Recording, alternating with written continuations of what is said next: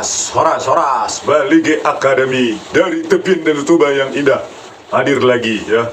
Kali ini kita akan mengupas ya siapa sih ya Hakim Agung ya. Ada dua Hakim Agung yang akan kita kupas ya, yang bermasalah ini, yang menolak PK 7 terpidana kasus rekayasa Vina Cirebon.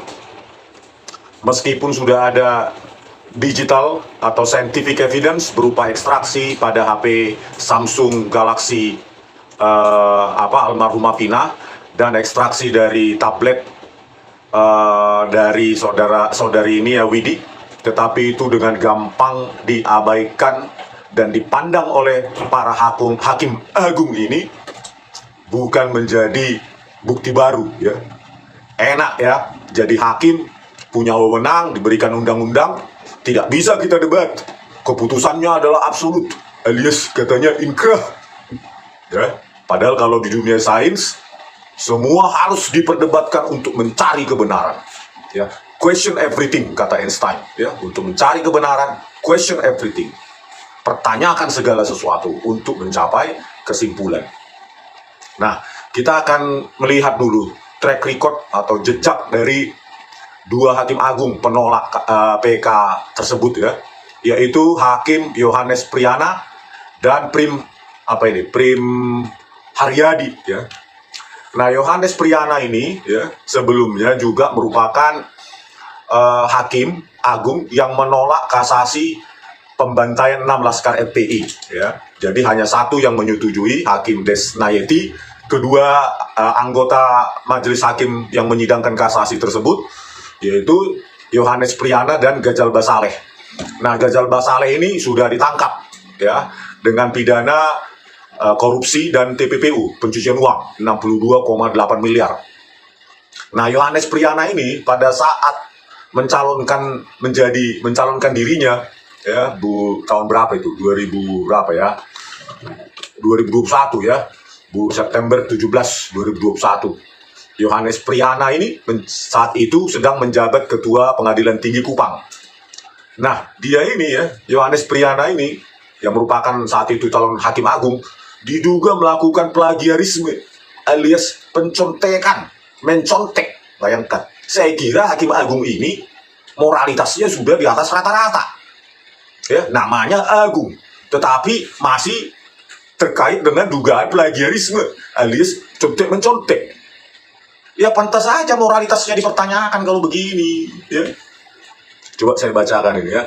Calon hakim agung diduga melakukan plagiarisme ya ketika sesi pembuatan makalah di Komisi 3 DPR RI Jumat 17 September ya 2021. Pada sesi fit and proper test, anggota Komisi 3 DPR dari fraksi PDIP Iksan Sulistyo menilai makalah yang dibuat Yohanes termasuk plagiarisme, artinya plagiat ya, tidak otentik, mencontek, memplagiat, mencontek punya orang lain, ide orang lain, karena tidak menyertakan catatan kaki di beberapa kutipan yang diperlukan. Ya, ketika kita menulis skripsi, tesis atau disertasi ya, tulisan itu kalau bukan ide kita sendiri maka dia harus dikutip. Itulah harusnya moralitas, integritas kita. Kalau itu bukan ide kita maka kita harus kutip dalam referensi atau daftar pustaka. Nah, dia ini tidak menyertakan ya, itu idenya sendiri atau ide yang dibuat orang lain. Kalau bukan idenya sendiri, tulisan itu maka disertakan di dalam catatan kaki atau referensi. Nah, Yohanes Priyana ini tidak melakukan hal itu, maka diduga termasuk plagiarisme. Nah, inilah kualitas Yohanes Priyana ini ya. DPR sudah sepatutnya konsisten untuk mengeliminasi ya, ini dari Transparansi Internasional Indonesia, setiap calon yang telah dianggap berbuat curang. Ya, bagi saya itu curang. Karena apa? Kalau bukan idemu, harusnya kau sertakan catatan kaki atau referensi bahwa itu diambil dari buku orang, tulisan orang, blog orang. Kan begitu. Itu saja dia tidak ada moralitasnya orang ini ya. Sebagaimana yang diketahui, Komisi 3 DPR memutuskan tidak melanjutkan proses fit and proper test terhadap calon hakim agung Triyono Martanto pada Januari 2021 yang lalu. Jadi sebelumnya sudah ada calon hakim agung Triyono Martanto dihentikan fit and proper testnya gitu ya pada tahun Januari 2021. Tetapi kenapa orang ini tidak gitu dan lolos ya menjadi hakim agung? Selain itu, ketika calon bertugas sebagai Kepala Bagian Hubungan Masyarakat Pengadilan Negeri Jakarta Pusat, saat itu PN Jakpus menolak disiarkannya persidangan kasus mega korupsi IKTP secara langsung. Nah, Yohanes Priyana ini pernah menjabat sebagai Kepala Humas ya, Pengadilan Negeri Jakarta Pusat ya. Dia menolak disiarkannya persidangan secara live untuk kasus mega korupsi IKTP ya. Jadi dia menolak gitu. Ini orang juga sudah apa ya, melawan transparansi publik ini ya. Harusnya kan semakin ditonton orang secara live, maka publik juga menilai kinerja hakim ya. Karena kita juga ragu kinerja Komisi Yudisial ini pada kasus ini ya. Nah, pertanyaannya ya, kenapa orang semacam ini bisa lolos menjadi hakim agung yang menyidangkan pembantaian 6 laskar FPI ya, menolak kasasi tersebut, dan ini juga menolak PK 7 terpidana kasus Cirebon, meskipun sudah ada scientific evidence. Kita nanti dan saya lihat di Direktori Mahkamah Agung, keputusan Mahkamah Agung itu ya tidak ada, belum ada gitu, diumumkan tetapi belum ada di upload. Nah, orang ini sudah bermasalah ya. Kalau sudah ada dugaan plagiarisme, kenapa Komisi 3 meloloskan orang ini menjadi hakim agung? Integritasnya bagaimana? Ya. Dia juga menolak disiarkannya persidangan IKTP, ini dia beritanya ya. Nah, ini dari Kontan. Ini alasannya. Yohanes Priyana, Rabu, bulan 8, Maret tanggal 8. Mengingat yang sudah terdahulu, pengadilan mengambil sikap bahwa persidangan sekarang sudah tidak boleh live lagi, kata Humas Pengadilan Negeri Tipikor Jakarta. Menurut Priyana, kebijakan tersebut diambil berdasarkan evaluasi terdakwa kasus pembunuhan dengan terdakwa Jessica Kumala Wongso di Pengadilan Negeri Jakarta Pusat beberapa waktu lalu. Inilah kualitas Yohanes Priyana ya. Pada kasus Jessica Kumala Wongso saja yang sudah ditonton publik saja, Tito Karnavian dan Krisnamurti bisa menyajikan merekayasa video CCTV itu menjadi sangat kabur dengan software gratisan iRedShop dan Freemake. Itu sudah ditonton jutaan publik. Dengan enteng itu Tito Karnavian dan Krisnamurti mengotak-atik barang bukti digital. Apalagi bila misalnya itu tidak disiarkan live. Bagaimana publik menguji? Ya. Itulah ya. Kasus Jessica saja disiarkan live bisa direkayasa oleh Tito Karnavian dan Krisnamurti lewat tangan kotor ahli digital forensik penipu itu Muhammad Noel Azhar dan Christopher Harimaryanto dengan software gratis iRedShop dan Freemake. Ya, itu bisa kalian download gratis dan diakui di PK kemarin masih menipu Muhammad Noel Azhar. iRedShop dibilang bawaan DVR Telview. Itulah, bayangkan, sudah sistemik dan akut ya, penipuan di para aparat penegak hukum ini. Sudah sangat akut gitu loh. Sudah ditangkap basah saja, si penipu itu tetap saja menipu. Sampai akhir hayatnya mungkin menipu, sudah di dalam struktur jaringan DNA-nya itu sudah penipu ya. Ini luar biasa ya, para aparat penegak hukum ini. Ini cobalah Komisi 3, kalian kan bertanggung jawab ini ya, Komisi 3 ini. Ya, menghasilkan hakim agung yang kualitasnya seperti ini tanggung jawab kalian. Makanya pecat saja ini orang. Komisi 3 panggil gitu loh, panggil ketua Mahkamah Agung, panggil ketua Komisi Yudisial. Kenapa bisa scientific evidence ekstraksi SMS itu tidak dipandang sebagai novum gitu loh? Panggil secepatnya. Komisi 3 kalian bertanggung jawab. Kenapa menghasilkan hakim agung? Kalian yang mengetes ini kan, fit and proper test. Kenapa bisa lolos orang semacam ini? Tanggung jawab kalian ini ya. Kalian dipilih rakyat, bertanggung jawab pada rakyat. Komisi 3 panggil RDP gitu. Jangan diam aja kalian kasus-kasus yang melibatkan rakyat kecil ya. Terus ini juga ini ya, Prim Haryadi. Inilah hakim tunggal yang menolak PK Sakatatal ya, Prim Haryadi SHMH. Pada saat dia mencalonkan sebagai calon hakim agung, dia menjabat Dirjen Badan Peradilan Umum Mahkamah Agung.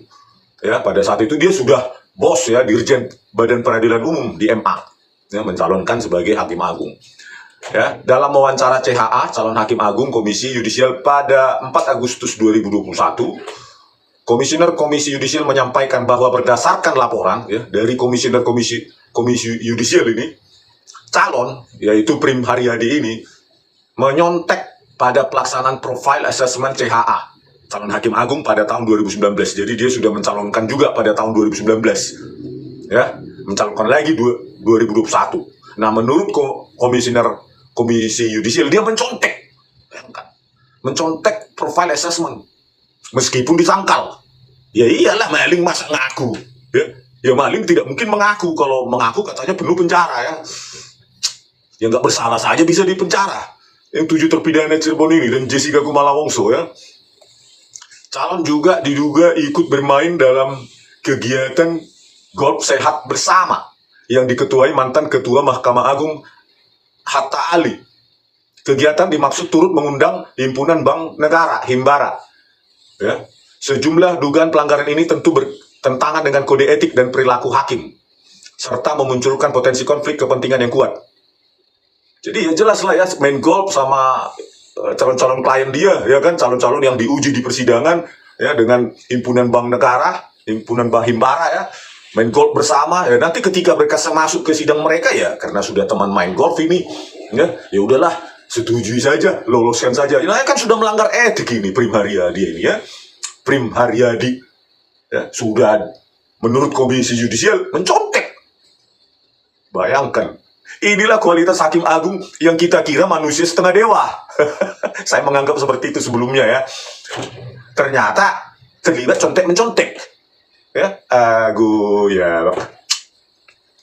Selain itu, calon yang menjabat sebagai Dirjen Badilum MA pernah mengeluarkan surat edaran Dirjen Badilum nomor 2 tahun 2020 tentang tata tertib menghadiri persidangan.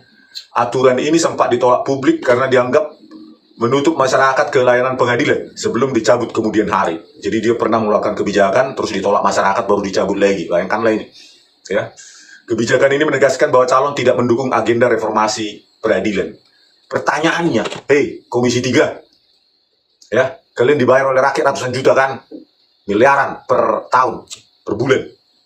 Ya. Kok bisa orang semacam ini kalian loloskan sebagai Hakim Agung? Kok bisa gitu loh?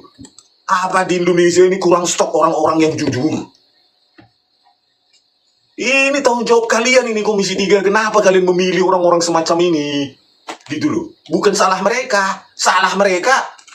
Salahnya ya kalian memilih mereka gitu loh. Seleksi, tetapi yang dipilih orang semacam ini. Ya bermasalah lah. Inilah akibatnya dirasakan publik kan. Dengan enteng orang ini dua menegasikan, menihilkan bukti ilmiah ekstraksi HP yang sudah diuji bahkan diekstraksi oleh digital forensik Polda Jabar yang tidak dihadirkan oleh persidangan pada tahun 2016. Oke pemirsa, ya sampai di sini dulu ya, kita akan korek lagi ya, kita akan desak Komisi 3 untuk memanggil Ketua Komisi Yudisial, Ketua Mahkamah Agung dan para hakim terkait kenapa mengabaikan, enteng sekali mengabaikan scientific evidence. Gitu loh. Kalian memang punya hak untuk memutuskan, tapi kalian juga harus diuji oleh publik dan diuji oleh dimintai keterangan oleh wakil kita, yang katanya wakil kita Komisi 3 DPR sana. Biar jangan bakar gaji buta aja kalian. Komisi 3 malu kita. Ya, pilihan kalian seperti ini. Hakim Agung, abal-abal. Ya, masa memilih Hakim Agung aja? Harusnya kan namanya aja Hak Agung. Harusnya tanpa cacat loh. Ini dugaan contek-mencontek. Ya, moralitas standar apa aja, minimal aja gak lolos. Aduh, oke, pemirsa, sampai ketemu di video kami selanjutnya. Horas.